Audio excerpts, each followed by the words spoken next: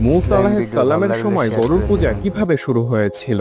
এটি পবিত্র কোরআনের একটি অলৌকিক ঘটনা। মুসা আলাইহিস সালাম যখন তার জাতিকে ফেরাউনের হাত থেকে মুক্ত করে সমুদ্র পাড়ি দিল, তখন আল্লাহ তাআলা মুসা আলাইহিস সালামকে তুর পাহাড়ে ডেকে পাঠালেন তাওরাত কিতাব দেওয়ার জন্য।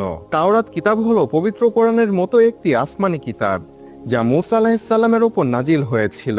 আল্লাহর ডাকে মুসা আলাইহিস সালাম তখন তার জাতিকে 40 দিনের জন্য সেখানে রেখে তুর পাহাড়ের উদ্দেশ্যে চলে গেলেন। মুসা নবী চলে যাওয়ার কিছুদিনের মধ্যেই শামরি নামক এক জাদুকর ব্যক্তি বনি ইসরায়েলদেরকে পথভ্রষ্ট করতে শুরু করলো। শামরি বলল, দেখো মুসা আমাদেরকে ছেড়ে চলে গেছে, সে আর আমাদের মধ্যে ফিরে আসবে না। তাই আমাদের এখন একটি প্রভুর প্রয়োজন পড়বে, যাকে আমরা দেখে দেখে পূজা করতে পারবো।